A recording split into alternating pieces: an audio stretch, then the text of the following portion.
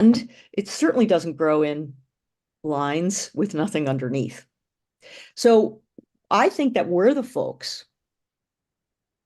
that have a passion and the knowledge and the tools, the enabling tools like Ask Nature, to when there is a demonstration project of some sort going on in our own communities, that we can bring nature's wisdom to the table, nature's blueprints, nature's benchmarks, so that we know what is a really good biodiversity project look like? How do you regenerate completely burnt or clear-cut areas? How does nature do that? And how do we bring those models to actually do it? And there's, So Janine, yeah, thinking of that, um, how does nature do that? Like, what are some of those things that you're seeing now that, that maybe were just on the horizon 20 years ago when you started working in this, that you're seeing now really come to the fore? Which are the biological models and the innovations that are really starting to gain that traction to yeah. be that difference? Well, I when I was in Brazil, I visited a man named Pedro Bianlinque, and he basically has been doing this for now decades, looking at how nature regenerates, say, tropical areas. And what happens instead of just like, it doesn't happen where there's a tree every few feet, right? It doesn't happen like that. It seeds in from other, if we're lucky enough to have other seed sources, but also birds are a big disperser, animals are a big disperser. So they come in, and if there is a shrub left in the field somewhere, they perch and they begin to bring seeds. They poop, and here comes a whole bunch of diverse seeds. So it creates this sort of island of healing. And there are several islands of healing throughout the fields. That's what it looks like. And then over time, those coalesce into a really healthy ecosystem. So now people are saying, okay, the biomimetic way to regenerate in that part of the world or other, and in many, many places, including grasslands, um, you don't have to plant trees every few feet. You might just plant, in fact, he's found you can plant 16% of the field.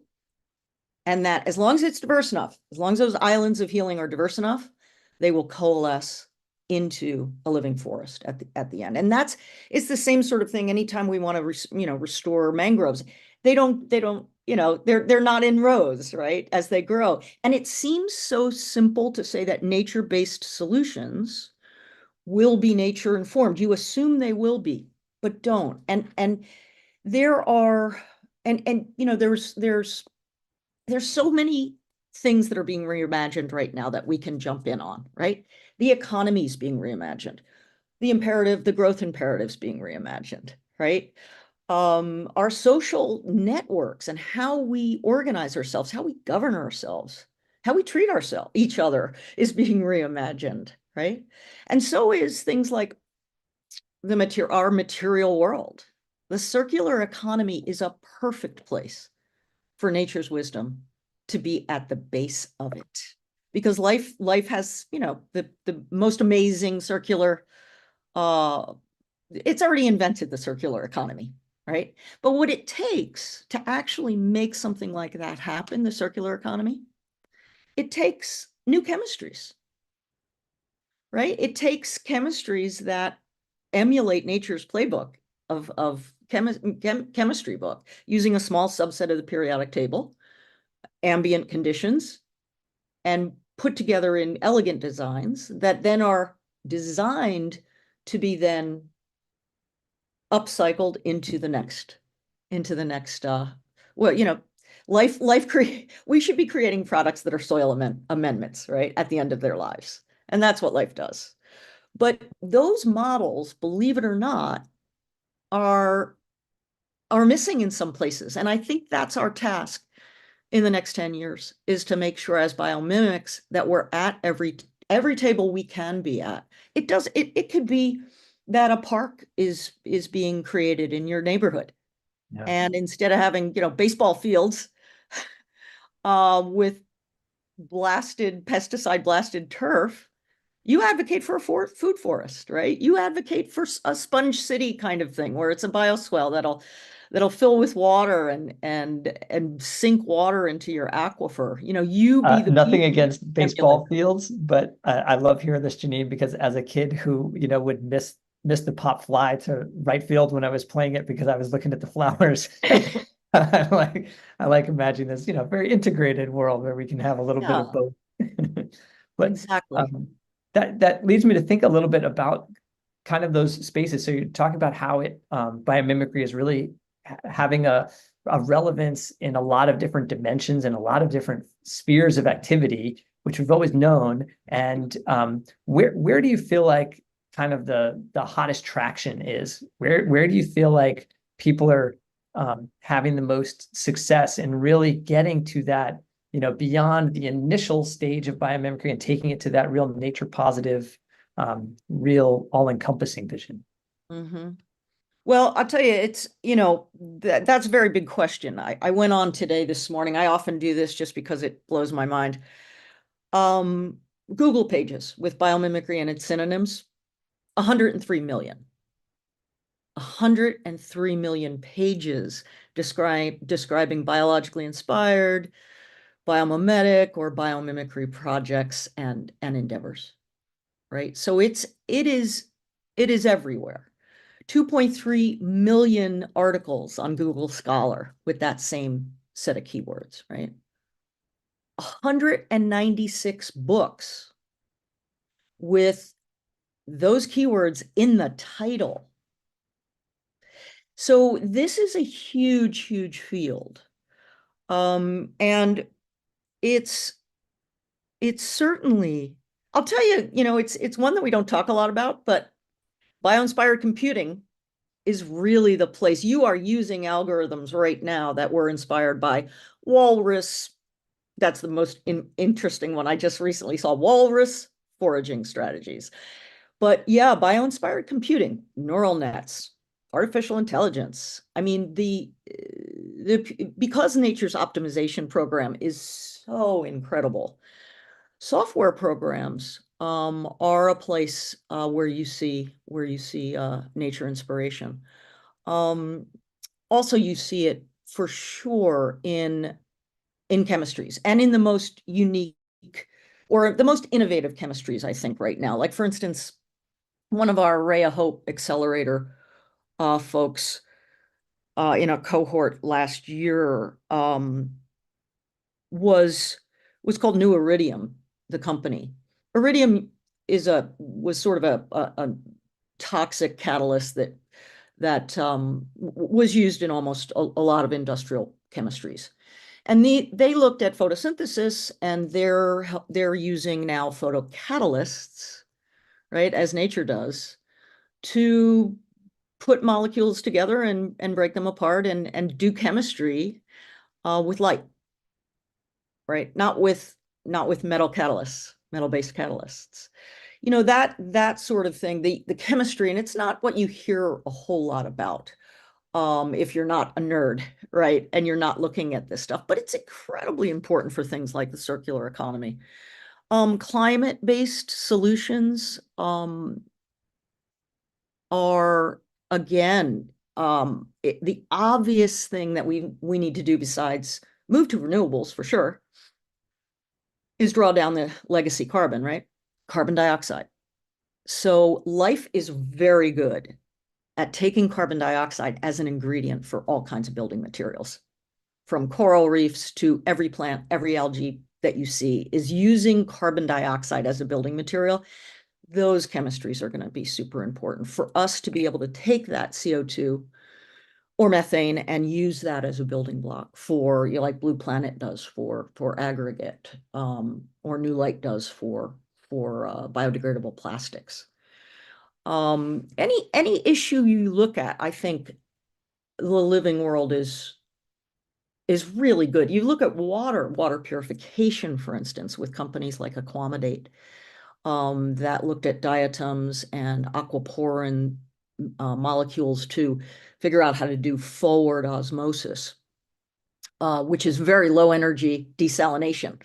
process, right? And these are, they're all paradigm shifting. But then at the systems level for water, um, we really need to figure out how to rehydrate our landscapes. Our aquifers are sinking, and our with climate change, our soils are drier and drier and drier. And now we're looking at, things, rodent call one weird rodent. There's a great book about beavers. And the tagline is how a weird rodent shaped America. And beavers have shown us how you rehydrate a whole watershed, right? By putting in these temporary but very effective dams, right? That allow water to sink and slow and spread. And that whole world of creating sponge cities, and rehydrating our landscapes, there are natural models for how to do that, right? And how to bring back the hyporheic zone, which is the river under the river, right? That's full of life. That's actually cobbles full of life. That's cleaning the water and refeeding it back up to rivers. Those zones, those invisible zones, like Suzanne Simard's, the Wood Wide Web, and the mycorrhizal network under very healthy ecosystems, right? Those reestablishing those is our work. That's our place-based work. And we don't need to go very far to understand how the natural world was doing that well. And I think Indigenous peoples worked with that. They understood those patterns that were going on. Anywhere those patterns are interrupted now, that's where we need to bring nature's wisdom back. Both nature as ally, but also very importantly, these nature patterns and blueprints, the things that you've been putting on Ask Nature for years and years. But the work right now is to get involved in demonstration projects. I think we need to pilot things. We've been bringing awareness to this field, but we need to pilot things. So it's kind of a perfect time for us to flock back together, right? There are seasons, like right now in North America, at least, we're seeing all these birds get back together, right? The geese are quilting the sky again with these long lines, and they're like practicing their V's, and sandhill cranes in Western Montana are starting to flock together. And these mixed flocks of birds are going through the forest right now that usually never get together. The woodpeckers, the nuthatches, the cedar waxwings, they're flying together through the forest to find the last little bits of berries and seeds. They act together at certain times. And I think for the work ahead, it's important for us to get into communities of practice.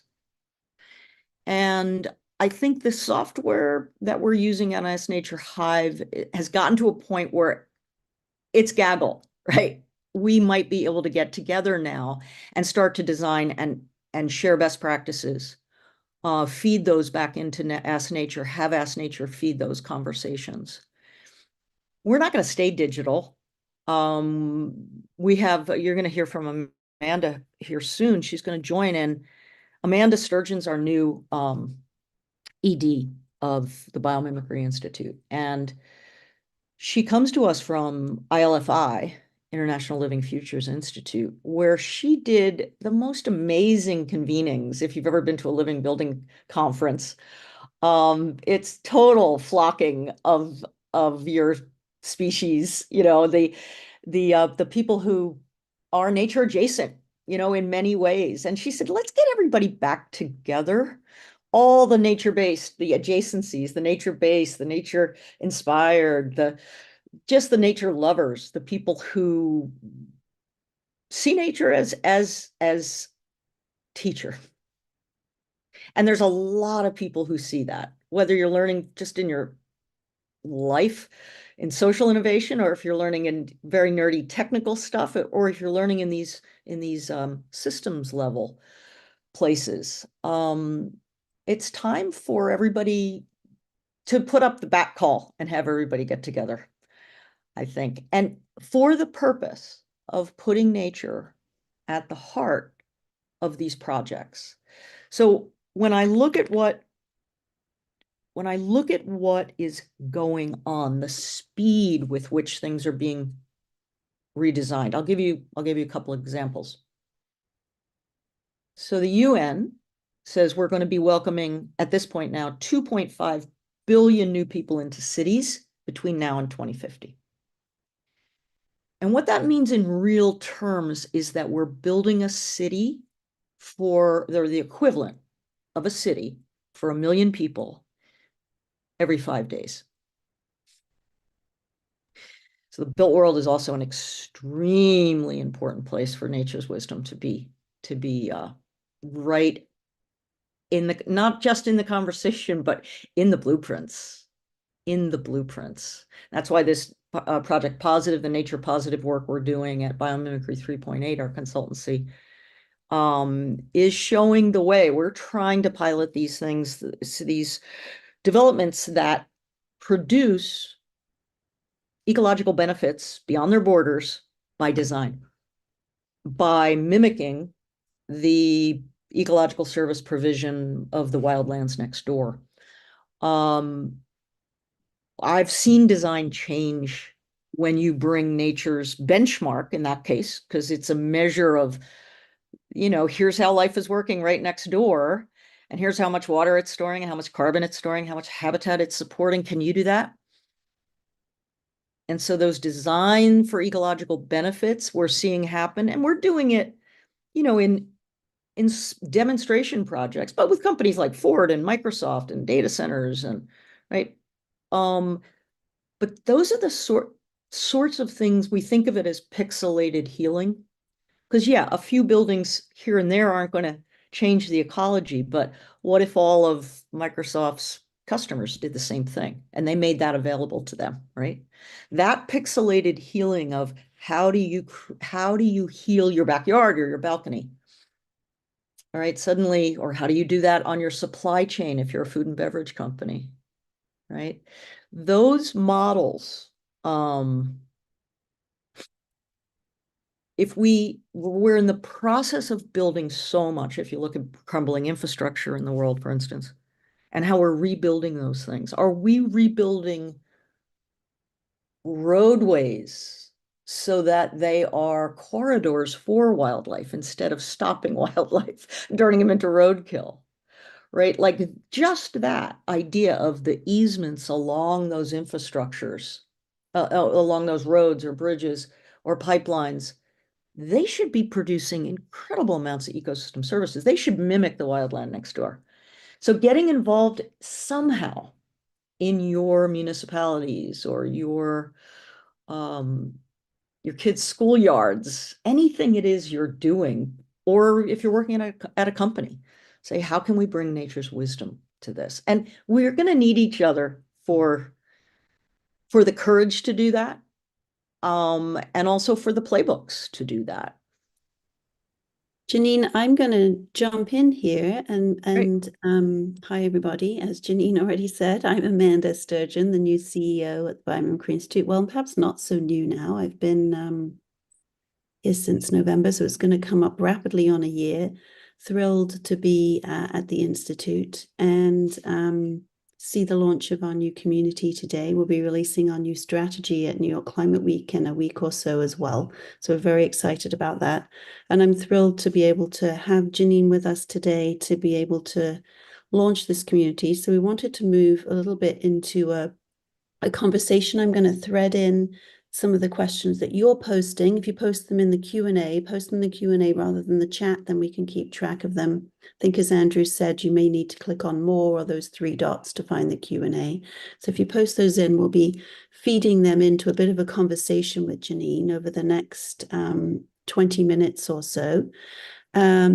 And I've got a lot of questions for Janine, as always. It's been a thrill to be able to be at the Institute and have some time with her and explore some of these ideas and integrate them into the new vision for the Institute as well over the last 9 months. But Janine, firstly, thank you so much for joining us and for sharing your thoughts on sort of what's happening right now. It's amazing the work that's being done across so many different fields. And I feel like coming into the Institute, what I found was there's so many proof points already from the work that Project Positive is doing around urban scale and building scale to the Ray of Hope companies that have been revolutionizing ideas for different forms of industry and manufacturing, all the way through to various different companies, how they've been integrating it, and the movement too for social innovation with biomimicry that our wonderful partners at Biomimicry for Social Innovation have been championing, to look at how nature can give inspiration for things like the way we form social structures, the Nature of Trust project they're running, which I'm finding incredible as it's emerging.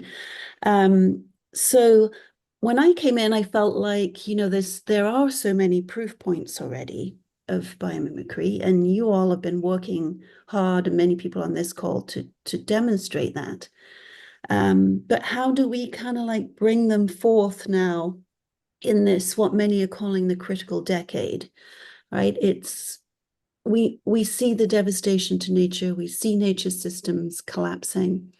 We see climate changing rapidly, and it's really hard to put off that we are in the midst of this crisis. I know at the Institute, as I came in, we all talked about an increasing sense of urgency, and I guess I just wanted to ask you, how do you feel about that urgency? How do you feel about how we might take these proof points and kind of scale them up? I mean, I think all of us on this call, we want everybody to be doing biomimicry in everything they do every day. Just a small ask. But how do you feel that we can respond to this urgency still with a sense of hope and not with a sense of despair? I think that's my first question for you. Yeah, that's well, I search for and believe in phase changes where there are small fluctuations happening at a level that doesn't seem to be scaling. And then all of a sudden it does. And I watch for them because it's a pattern I think is a natural pattern, right? Where all of a sudden you see little bubbles in a boiling pot of water, and the next thing you know, it's rolling in a whole formation like this, right? And what was it that, or something crystallizes, right? All of a sudden, there's enough nucleation in a cloud, and often that's, microbes and other biologicals up in a cloud nucleating, and all of a sudden there's rain where there was no water collected enough to start raining. So I watch for those things, and we just saw one with the Harris campaign. People were distraught. People were in despair, and the politics of joy just went whoosh. And suddenly there was engagement again. And I think that's what we need to do. So in the meantime, to get to that point where it starts, where nature's wisdom is seen just in every project, right, that's being undertaken. What we do in the meantime is we do what we're doing at the Institute, for instance, is really, really holding up and shining a light on the companies that are doing this work so that other companies can license their technologies so we as consumers can sort for them. And that's changing our, industrial world, right? Those are the steps that we take. The 40 companies that we've had in a cohort over the last 3 years are still around. First of all, 90% of all companies go after the first year. They're still around. They're raising money. So I watch for those things and I say, that's interesting. I also watch, because I've watched this field now for so many years, 27 years since the book came out. I watch for the fact that we were being asked to be in global places. We're getting up on global stages. So Amanda, you and I are going, along with Nicole Miller, our managing director at B38, we're going to Cali in Colombia to the COP, to the biodiversity COP. And we're going to be speaking in so many places. And at Climate Week, we'll be speaking in so many places. And when we're at COP in Cali, we're looking at getting nature's inspiration into policy. Can nature's ideas be one of the ecosystem services? It should be, right? Can we do benefit and asset sharing for, and we've wanted to do this for such a long time, and now we're getting into those conversations. Benefit and asset sharing, meaning money's going back to conservation for biomimetic products, right? So if you learned from a shark how to repel bacteria, part of your proceeds would go towards conserving the Galapagos shark habitat. That's a global policy play. And I also take hope in the fact that through very careful strategic moves, we have now started to position nature's wisdom in that place where policy levers change, where social innovation, as you said, begins to change. I think another thing that gives me another, besides the collective longing of us turning towards nature again, which I think is a worldwide phenomenon right now, we also have Indigenous voices standing up, Indigenous leaders leading us. And they know that nature is teacher and relative. We in Western industrial countries are just catching up to that, right? And we got a long way to go. But the fact that these voices are now rhyming, chiming, right? In the conversations that matter, I take great hope in that. And I think that our convenings, whether they're local convenings or our, when we finally get the whole flock back together, those are going to be powerful. Those are times where we'll come together, make plans, go back out and make them happen. Now is the time for pilots. Yeah, thank you. I'm reading a few questions that have come in, and I think people are sort of picking up too on this theme of like, this need to kind of work at the global stage, as you mentioned, like at COP16 and New York Climate Week, and get integrated into things like global biodiversity frameworks and the Task Force on Nature Financial Disclosures, which we're working hard at. Yes. Across the Institute and Biomimicry 3.8, but also the need to kind of work within your local communities. So Jennifer Wood has said, we've mentioned companies that have, biomimicry solutions. How do we sort of also get to a place where we can champion sort of those solutions within local communities as well as sort of, the global. So I think it's an interesting dynamic at the moment of wanting to scale at these global sort of connecting, influencing frameworks, but also work very much bioregionally, as you said earlier, in our local communities, in our regions as well. I just, many of you may know or may not know that I'm currently in Australia, and I spent the last few days in Canberra for some meetings around the Global Nature Positive Forum that's happening in 3 weeks or so. And I met an amazing Indigenous man, Victor Stephenson, who co-leads a group called Fire Sticks. And Fire Sticks are working to bring back traditional forms of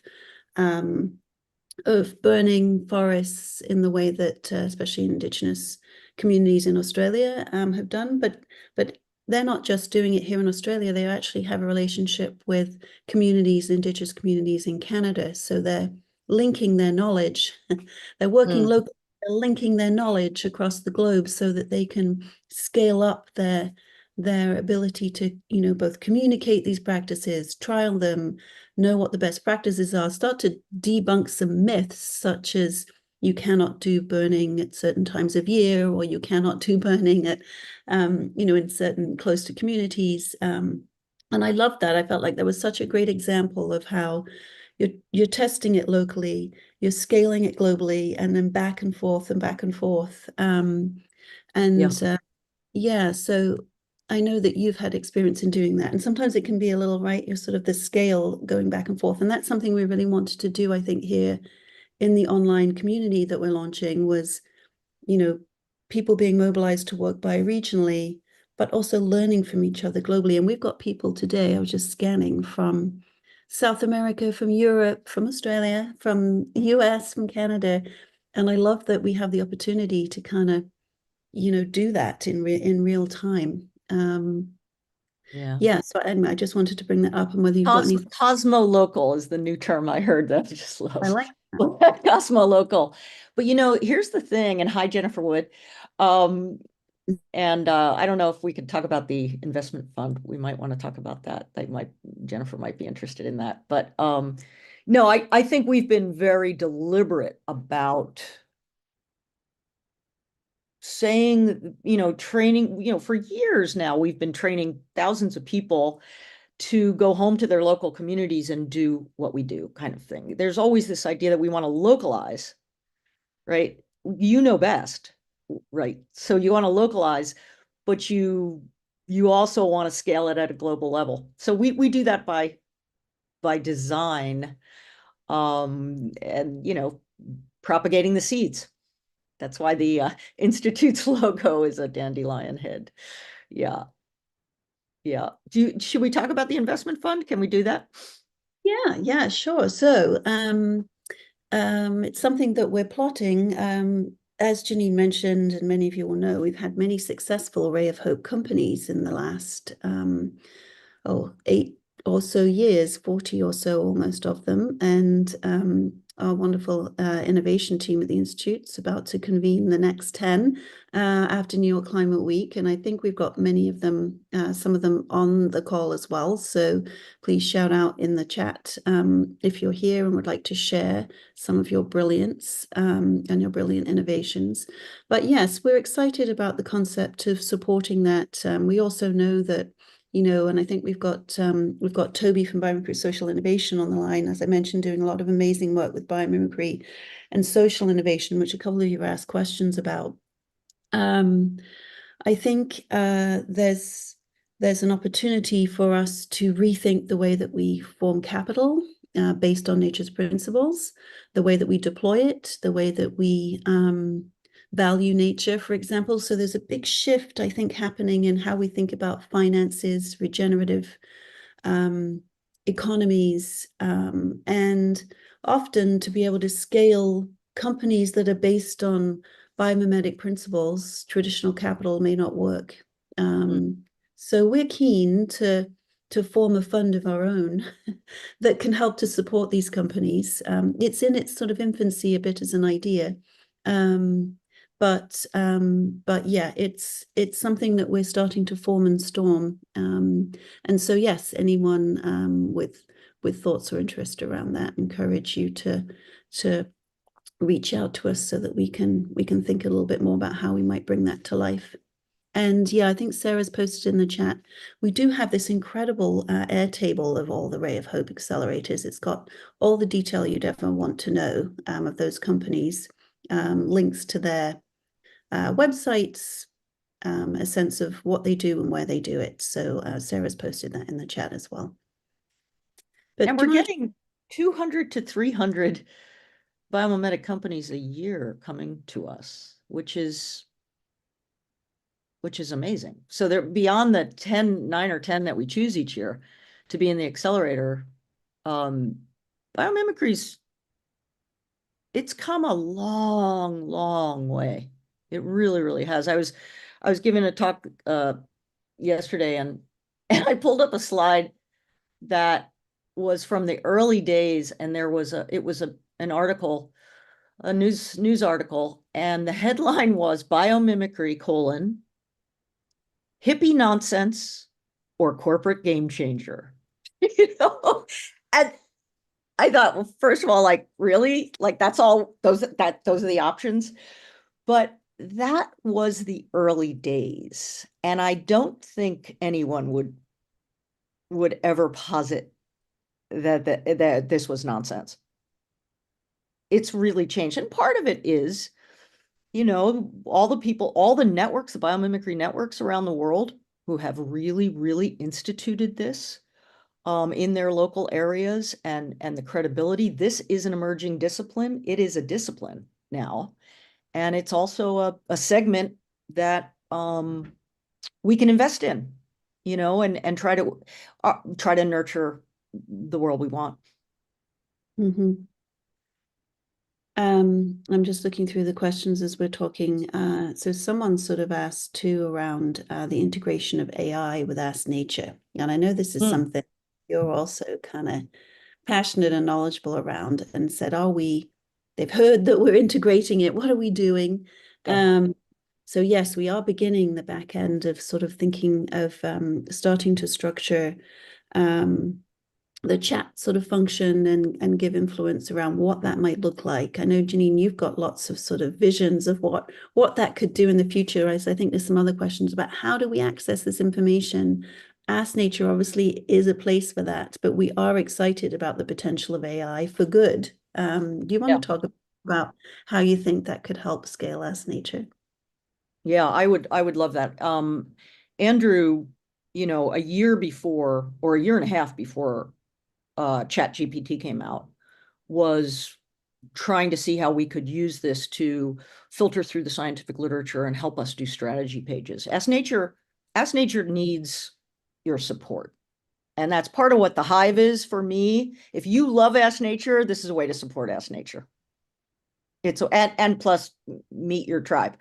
But so we need to expand the breadth of Ask Nature, and strategy pages take a lot of time. We've been able to cut them down tremendously. Andrew has to, but with AI's help, and also with editors who make sure that it's correct. The scientific rigor has to be first and foremost, and it is.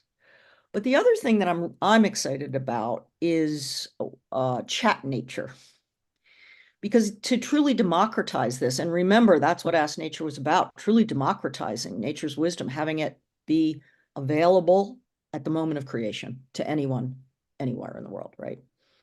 That is the idea of it. And so Chat Nature is a new way to interact. Like right now, Ask Nature is a search engine, but chat someday, and someday soon, I think you're going to be able to sit, and as you're designing your community park or the next great chemistry idea, you can be walked through a design concierge of prompts that will ask you, what do you want to, not what do you want to design, but what do you want your design to do?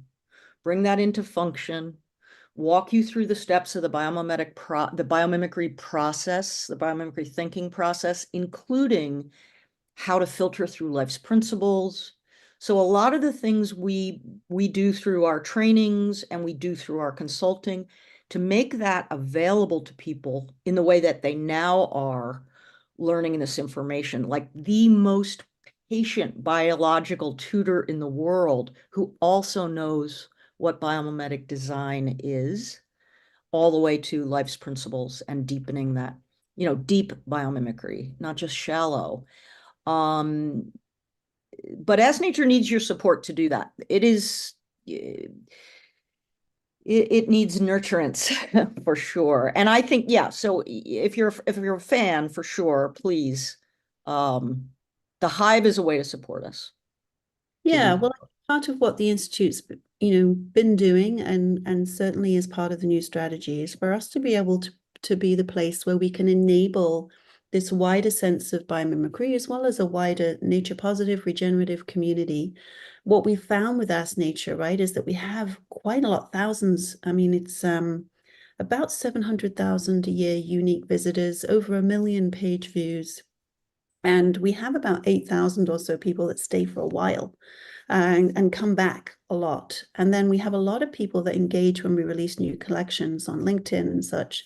And that's kind of what led us to do this online hive, was that, and I see the amazing questions and dialogue here too, was that we got the sense that people actually want to be in conversation around it and exchanging knowledge or ways that they're demonstrating some of this. And so, yeah, there was when I came in, there was this sense of, should we put a paywall on Ask Nature because it costs a lot to form it, and we know that we've got kids using it, we know we've got school teachers using it. We don't really want to do that. We want to make it accessible, but what we thought with the hive is that we could perhaps charge a small fee to be able to then continue those conversations. And some of you are like, I'd like to dig into issues of capital and finance. We can create circles within the hive where we can dig into some of that and potentially move it into more of a collab, co-creation space that we can then explore that in more detail, release thought leadership, or start thinking about sort of action campaigns, things that we could do together. Same, I think, with some of the questions around social innovation. There's so much that could be done that BSI is doing already, but lots of interest in how do we do more of that, so we can form circles that allow us to, and then the support of people joining the community can help us to keep Ask Nature completely free and accessible to everybody that would like to learn more. Andrew's telling me in real time that we will have some AI components ready within Ask Nature to start demoing at Climate Week in a couple of weeks. That's wow. So moving fast in the background to Awesome. bring that to life, which is very exciting. All right, I want to just check in on some of the questions here a minute. So we've got, I think, some questions popping up in the chat as well. If you don't mind just popping those in the Q&A, we can just keep a little better track of them in there. But feel free to keep popping in questions. Yeah, and I think someone sort of building on this, Emma Rasiki has asked, what advice would you have for how to find the right inspiration when nature has this endless wealth of knowledge to share with us? I think that's what we've been trying to do in Ask Nature, but any thoughts you have on that, Janine? Because it is infinite, right? It's as infinite as nature is, and how do we not feel overwhelmed with where to go? Yeah, I mean, this is where I also think technology can be to help us in, understanding that there are a million biological articles written every single year, and that doesn't even include medicine, right? So how do you keep all of that, right? How do you find the latest, and how do you even know? And ideally, Ask Nature would serve up to you a synthesized tidbit of information that you can, and then even help you build the design bridge, right, to how you might apply it. Because that's, basically it comes down to an information issue, right? There's all this biological information, there's human systems design. How do we build a flow structure? It's what we've been trying to do from the very, very beginning. But the other thing I would say is that there are biologists in your communities, and they like beer, I've found out. I mean, literally make friends with the natural history centers, the university centers, the biomimicry networks that are in your community, and try to have a biologist interchange with you. And if that can happen on Ask Nature Hive, right? If biologists can start to volunteer, because I've been very struck by, there's now two very good articles, meta studies, where they looked at the biomimetic articles that are out there and how many had biologists involved, and it was only 41%. So it's very important to me that we don't abstract these things to the point where we don't have the biologist sitting at the table, or the Indigenous person who knows from generations, thousands of generations, how that ecology works. We need to remember that biomimicry really is going back to the organism, going back to the ecosystem and learning from it. And you can do that to a certain extent personally, but there are people who study this for a living who might be able to actually, it's a team sport, biomimicry.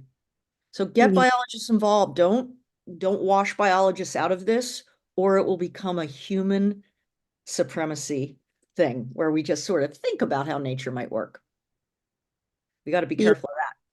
Yeah, good point. We need biologists, ecologists, Yeah. and Indigenous leaders, I think, increasingly as well to engage with Indigenous leaders. And an exciting project that we're just starting with nature, actually, we got some funding from a foundation, is to create bioregional collections, if you like, or sorting for within us nature, so that you'd be able to sort of look at your bioregion and sort regional approaches that would be relevant to you.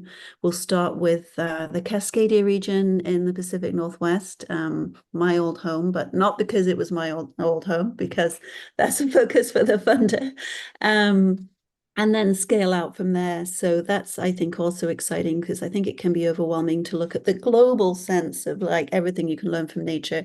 Maybe we think filtering it down to sort of bioregional contexts may also provide a little bit more of a container and some boundaries around that for people that might not be so overwhelming, but it's just one other way, of course, to That's a good point. bioregional global sort of like intersection, which I think is it really comes back, all our impacts, negative and hopefully positive, all come down to place, which includes the human community, in a place, right? So as we look for like positive benefits, nature positive benefits in a product, you got to go back. Where was this computer mined? Can we have positive? Can we get involved in mine restoration that is not just turf again, right? Like it does go back. It is place-based. And that is a really good way to, and we want to geolocate Ask Nature. Imagine a day when you can go into Ask Nature, you can find out what are the ecological ecosystem services being provided by the local ecosystem that you then use as nature's benchmark, that you put in your zip code, and up comes, here's nature's benchmark for your place. Here's the Emerald Standard. Up comes all the organisms in your place, the ecosystems in your place, and how they function to filter water, or how they function to put themselves together as a team, how they cooperate, right? Like maybe that's a really good point, Amanda. That let's focus it back to just right where you live. Yeah. Well, thank you, Janine. We've got 3 more minutes, and I know Andrew wants to give you all a very quick preview of the hive. So we're going to a couple minutes for him. I just want to thank Janine. I just can never get enough of being in conversation with you, Janine. And you are, the leader of this movement. Our Mother Earth, the person we come to for wisdom and guidance. And so just being able to have this time with you to hear your thoughts is always just such a treat. I want to thank you, not just for now, but for your leadership. Welcome. It's my pleasure to be able to work with this team, with the team, and our new team leader, Amanda, is incredible, a force herself of nature. So thank you.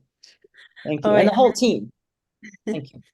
And thank you. I'm going to pass it over to Andrew. I'm sorry we didn't get to all the questions, but come over to the hive and we can have more dialogue. And with that, I will pass over to Andrew to tell you what it's all about. That's absolutely right, Amanda. So everyone, thank you so much. It's amazing to be here with Janine, but then it's really also amazing to be here with so many people, because every single person on here is as rich and amazing as everyone else, and that see like hundreds and hundreds of people all together for this is wonderful. So we hope that you'll be able to join us and continue the conversation on the hive. So we've been talking about it a bit. Try to share my screen now. Are you seeing that? Nope. how about now? Yeah. Yes. Now. Okay, great. So this is when you come into the Hive, you'll see this. It's got a nice intro video. It shows you how to set it up. There's kind of this main center well on the left side. You'll see kind of the members. You can click in to see people. You can see the different circles for different conversations that Amanda talked about. If we zoom in on one of those, like the watering hole, this is the one that kicks us off. Introduce yourself, and this is where we can just, really shoot the breeze, bring up new topics, the latest things that you've been thinking and wondering about. Below, you'll see there's a feedback forum. This is brand new, hot off the press. You're really the first people to get to see this and take a look. So we're really happy to have you here and excited with your excitement around it. So in the feedback forum, give us your thoughts, how it's working technologically, what you'd like to see functionality-wise, what you'd like to see with the community, what kind of conversations and events. There's awesome challenges. The first one that we've done here is an adaptation of our 30 Days of Reconnection series we did a few years ago. It's now condensed into 7 days. You can jump in there, have all kinds of ways to really help yourself reconnect with nature and get started.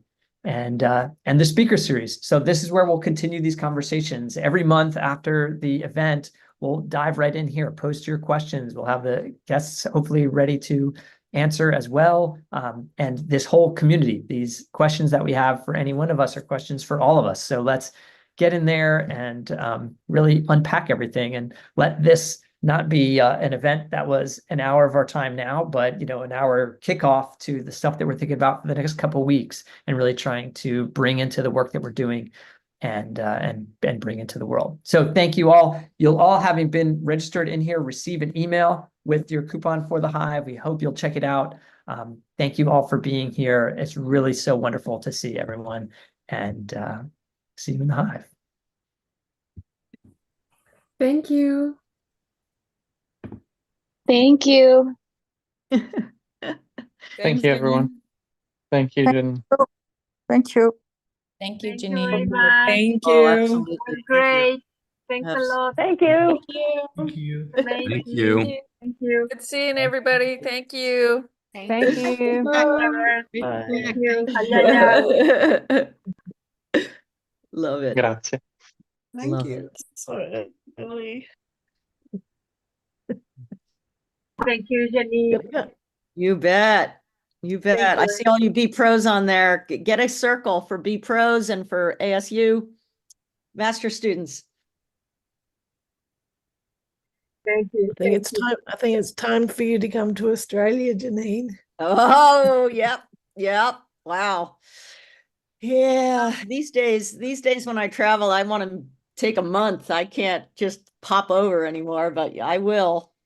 If I can find a month to do that, I'd love to. If you call out, Also please. seeing there were really so many questions in the chat and stuff. So we're really going to try to unpack more of these and send these out in email as well and try to get to as much as we can. So thanks everyone for participating. Yes. Thank you. Yeah, thank you. Back to bed. Yeah, it's early for you in Australia. Yeah. It's like 5 a.m. It is. Yeah. I'm sure Amanda's ready to get up and go seize the day. Andrew, That's I'd love right. to see all these, the chat. Did you record that? Yes, we have this, and we're gonna see how much we can unpack this and really get it to great. people in a couple of different ways and send it out maybe in the body of email, additional to links. Maybe there's other content that we can make and just really, Will you include the questions in the chat? Yes. Will you include the questions in the chat, in the email that you send out? Yeah, that's sure. Yes. Yeah, you will. Lovely. Thank you. I've got the chat. Brilliant. Thank you. Great. Okay. Jen, Goodbye. confirming, yes, let's make sure that we are able to export that entirely. Thank you. Thank you. Perfect.